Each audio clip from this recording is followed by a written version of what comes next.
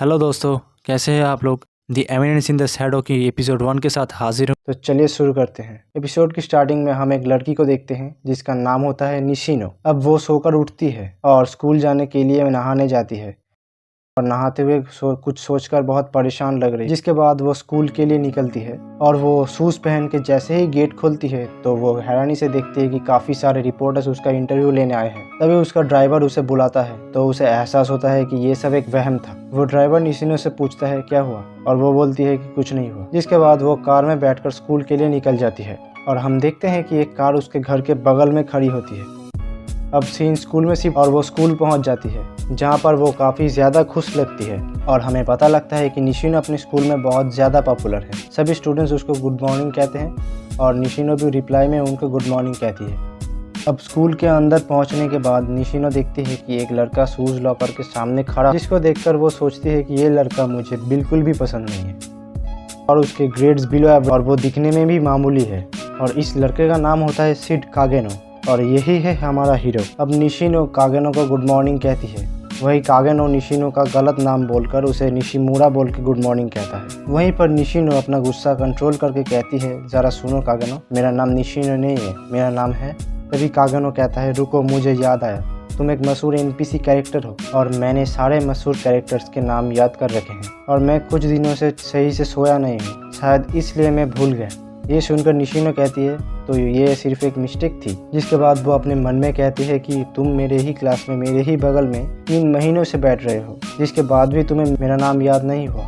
जिसके बाद वो कागेनो को माफ़ करके कहती है, कोई बात नहीं, गलती तो सबसे होती है। अब कागेनो कहता है कि माफ़ करना, तुम्हारा नाम निशितानी है ना। ये सुनकर निशिनो गुस्से से अपने मन में कहती है कि मैं निशितानी नहीं हूँ, गधे। जिसके बाद वो कागेनो को अपना नाम बताते हुए कहती है कि मैं हूँ निशिनो और मेरा पूरा नाम है अकाने निशिनो। उनकी बात खत्म होने के बाद कागेनो क्लास में जाने लगता है। वहीं पर निशिनो कागेनो को क्लास में जाते हुए देखकर, मेरा नाम गलत बोलना ये इसका सबसे बड़ा क्राइम नहीं है, इसका सबसे बड़ा क्राइम है कि ये मेरी तरफ कभी देखता नहीं है।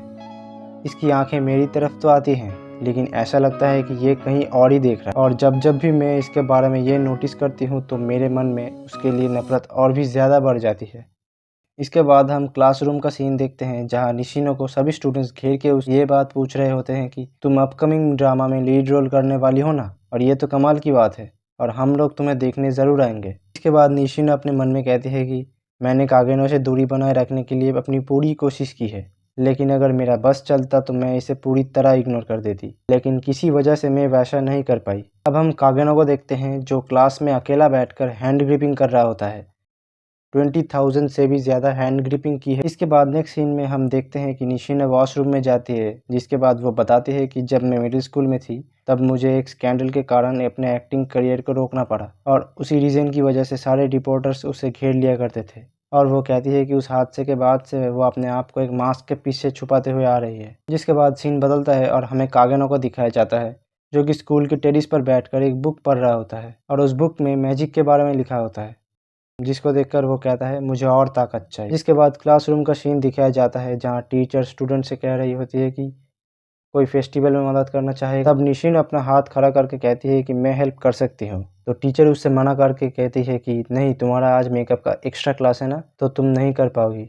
जिस पर सभी स्टूडेंट्स हंसकर निशिनो से कहते हैं कि क्योंकि तुम इतनी बिजी रहती हो फिर भी तुम्हें एक्स्ट्रा क्लासेस लेने पड़ते हैं। जिसके बाद टीचर कागेनो से हेल्प मांगती है तो कागेनो टीचर से हाँ कर देता है। जिसके बाद क्लास ख़त्म होने के बाद निशिनो अकेली क्लासरूम में बैठी होती है और वो कहती है कि मैं इतने दिन टीचर की चमची बनी ताकि टीचर और बाकी स्टूडेंट्स मुझे पसंद करें। उसने इस चीज़ का बहुत ध्यान रखा है ताकि कोई भी उससे नफरत ना करे। इसी तरह से वो अपनी लाइफ जीती आई है। अब उसे किसी के पियानो बजाने की आवाज़ आती है।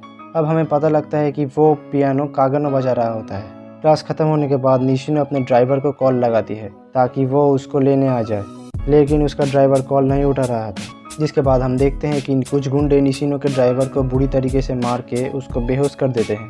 ड्राइवर के फ़ोन ना उठाने की वजह से निशिनो सोचती है कि वो अकेले ही घर चली जाएगी, तो अब वो घर जाने लगती है और हमें पता लगता है कि कागेनो ऊपर टेरिस से निशिनो को देख रहा होता है। जिसके बाद निशिनो घर जा रही होती है और वो कहती है कि उस हादसे के बाद से मैं कभी घर अकेले नहीं गई। तभी निशिनो को लगता है कि कोई उसका पीछा कर रहा है और वो समझती है कि ये उसका वहम है। और वो जैसे ही पीछे मुड़ती है तो उसके पीछे एक डरावना आदमी खड़ा होता है और वो कहता है कि तुम ही अकाने निशिनो हो। निशिनो इससे बहुत ज़्यादा डर जाती है और भागते हुए कहती है कि ये दोबारा से नहीं होना चाहिए।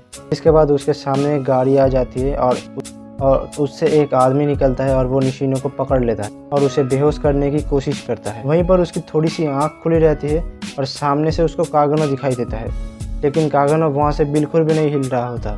जिसके बाद निशिनो बेहोश हो जाती है। अब वो लोग निशिनो को अपने साथ किडनैप करके लिए जाते हैं। जिसके बाद हम देखते हैं काफ़ी समय बाद निशिनो को होश आता है, जहाँ पर वो देखती है कि उसके मुंह और उसके हाथ दोनों बंधे हुए हैं। अब वो गुंडा निशिनो से कहता है कि तुम एक पॉपुलर फैमिली से आती हो तो तुम्हें रात में अकेले घूमना नहीं चाहिए। अब दूसरा गुंडा वो भी उससे कहने लगता है कि तुम ये क्या कर रहे हो, जैसे ही हमें पैसे मिल जाएंगे हम इस लड़की को जाने देंगे, इतनी बकवास करने की ज़रूरत नहीं है। इसी वजह से उन दोनों के बीच में लड़ाई हो जाती है। वहीं पर हम कागेनो को देखते हैं जो कि गेट के पीछे से अपने फ़ोन की मदद से देख रहा होता है कि वहाँ क्या चल रहा है। इसके बाद वो अपने बैग के पास आता है और अपने हाथ से वेट को नीचे गिराकर अपने बैग को खोलता है और वहाँ एक मास्क पड़ा होता है। जिसके बाद हमें अंदर का सीन दिखाया जाता है कि एक किडनैपर निशिनो की इज्जत लूटने की कोशिश करता है और वो निशिनो से कहता है कि ये दूसरी बार है जब तुम किडनैप हुई हो। पहली बार किडनैप हुई थी जब तुम मिडिल स्कूल में थी और एक स्टॉकर ने तुम्हें किडनैप करके तुम्हारे साथ बुरी हरकतें करने की कोशिश की। किडनैपर निशिनो के कपड़े निकाल कर कहता है मैं तुम्हें उससे भी अच्छे मेमोरीज देने वाला हूँ। तभी उन लोगों के ऊपर से कुछ आवाज़ आने लगती है और अब वो लोग ऊपर देखते हैं तो ऊपर खिड़की के पास कोई खड़ा होता है। वो असल में अपना हीरो कागेनो होता है। उसने अपने मुंह में मास्क लगाया होता है, तभी कोई उसे पहचान नहीं पा रहा होता। इसके बाद वो खिड़की तोड़कर नीचे कूदता है और वो लोग उससे पूछते हैं कि आखिर कौन हो तुम। कागेनो बताता है कि मैं तो सिर्फ एक स्टाइलिश सा गैंगस्टर स्लेयर हूँ। इसके बाद वो किडनैपर गुस्से में आके गन निकालकर कागेनो पर हमला करने लगता है, लेकिन कागेनो एक चाकू जैसी चीज़ किडनैपर पर मारता है और तेज़ी से उसके पास जाकर उसको पकड़कर उसे एक धोबी पर छाड़ देता है। जिसके बाद उसके मुंह पर कागेनो काफ़ी ज़ोर से लात मारने लगता है। जिसके बाद वो दूसरा किडनैपर कागेनो की तरफ देखकर हंसता है और अपनी गन नीचे गिराकर कहता है मैं काफ़ी बोर हो गया था। पहले मैं आर्मी में था और आर्मी से निकाले जाने के बाद मुझे छोटे मोटे किडनैपिंग के काम करना बिल्कुल भी पसंद नहीं। शायद से तुम मुझे एक अच्छी लड़ाई दे पाओगे। वहीं पर कागेनो भी कहने लगता है कि ये परफेक्ट है, मैं भी किसी आर्मी वाले से लड़ना चाहता था। इसके बाद उन दोनों के बीच की लड़ाई शुरू हो जाती है। वहीं पर कागेनो के ऊपर थोड़ा भारी पड़ रहा होता है और कागेनो का थोड़ा खून भी निकल देता है। अब कागेनो फिर से खड़ा होता है और उसके हाथ में 2 क्रोबार आ जाते हैं।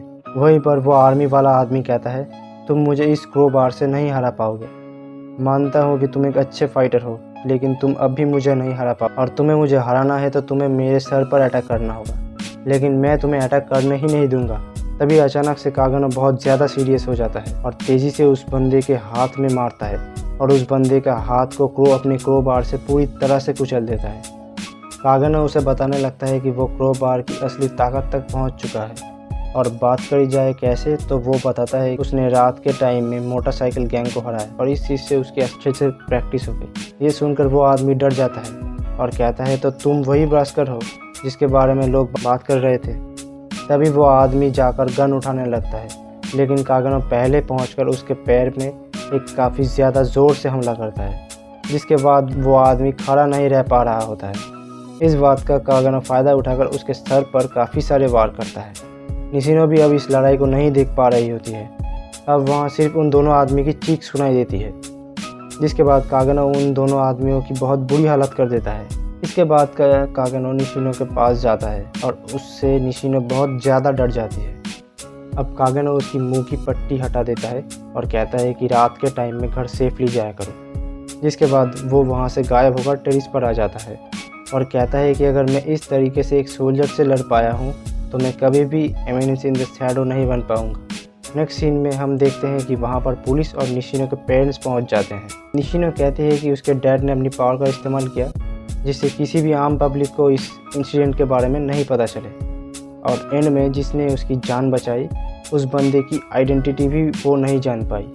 जिसके बाद सीन बदलता है और हम नेक्स्ट दिन का सीन देखते हैं जहाँ निशिनो स्कूल आती है और सभी लोगों को गुड मॉर्निंग कहती है। और इस बार जब वो कागेनो से मिलती है तो कागेनो उसका सही नाम लेकर उसे गुड मॉर्निंग कहता है, जो सुनकर निशिनो काफ़ी ज़्यादा हैरान हो जाती है और कहती है कि इसने तो मेरा नाम सही लिया और इस बार ऐसा लग रहा है जैसे कि ये मेरी आंखों में डायरेक्टली देखकर बात कर रहा है। मुझे रियलाइज़ हो रहा है कि कागेनो मेरी तरह ही अपनी लाइफ को एक मास्क के पीछे छुपाकर जीता है और ये बात मेरे दिमाग में पहले कभी भी नहीं आया और मैं इस बारे में कभी नहीं जान पाऊंगी, क्योंकि दूसरे सीन में हम निशिनो के घर के टीवी में न्यूज़ देखते हैं कि एक कागेनो नाम का हाई स्कूल का लड़का एक ट्रक से टकराकर मर चुका। पुलिस इन्वेस्टिगेशन करके भी बताती है कि इस एक्सीडेंट में ड्राइवर की गलती थी, जिसकी वजह से वो लड़का मारा गया। जिसके बाद हमें कागेनो का फ्लैशबैक दिखाया जाता है, जहाँ कागेनो कहता है सभी लोग जब बच्चे होते हैं तो उनका एक सपना होता है कि उन्हें एक हीरो बनना है। इसी तरह कागेनो को भी एक हीरो बनना था, लेकिन जैसे जैसे लोग बड़े होते गए तो उनके अंदर का ये हीरो बनने वाला सपना ख़त्म हो गया। लेकिन मैं उन लोगों से अलग था, मेरे दिल में अलग ही जुनून था हीरो बनने के लिए। मैंने ताकतवर बनने के लिए हर एक स्किल को मास्टर किया। स्कूल में मैं अपने आप को छुपा कर रखता था। मैं सबको यही दिखाता कि मैं बस एक एवरेज लड़का हूँ और मेरे मार्क्स भी कम आते हैं। लेकिन मास्क के पीछे वो अपनी जी जान लगाकर ट्रेनिंग और भी ज़्यादा ताकतवर बनने के लिए। और जैसे जैसे लोग बड़े होते होते अपने हीरो बनने की सपने को छोड़ देते हैं, इससे मुझे काफ़ी बुरा लगता है। लेकिन फिर भी मैंने अपने सपने को नहीं छोड़ा, मैं मेहनत करता रहा। लेकिन लगता है अब टाइम आ गया है सच्चाई का सामना करने का। और अगर मैं इस दुनिया की सारी मार्शल आर्ट्स को भी सीख जाऊं, फिर भी मैं कभी वैसी शक्तियां नहीं पा सकता जो हम कहानियों में सुनते हैं। ज़्यादा से ज़्यादा मैं कुछ गुंडों से लड़ सकता हूं, लेकिन तब क्या होगा अगर मुझे फुल्ली आर्मर्ड सोल्जर्स घेर ले, तो उस टाइम पर मैं क्या करूंगा? हाँ, ये हो सकता है कि अगर मैं इस दुनिया का सबसे ताकतवर मार्शल आर्टिस्ट बन तो शायद से मैं उन्हें हरा सकता हूँ। लेकिन तब क्या होगा अगर आसमान से एक न्यूक्लियर मिसाइल मेरे ऊपर गिर जाए? मैं बॉडी बना सकता हूँ, अपना दिमाग तेज़ कर सकता हूँ और जितनी चाहे स्किल सीख सकता हूँ। और अगर एक न्यूक्लियर बॉम्ब गिरा तो मैं बस राख बन जाऊँगा। एक आम इंसान की यही सीमा होती है। मुझे एक ऐसा बीइंग बनना है जिसकी कोई लिमिट ना हो, जिसकी बॉडी न्यूक्लियर मिसाइल से राख ना बने। जिसके बाद अब असली कहानी शुरू होती है। ये बंदा मरने के बाद रीइंकार्नेट होता है एक दूसरी दुनिया में और इसका नाम होता है शैडो। जिसके बाद हम देखते हैं उसके पीछे काफ़ी सारी लड़कियां खड़ी होती। वो उससे कहती हैं हमने उन्हें घेर लिया है, अब वो कहीं नहीं भाग सकते।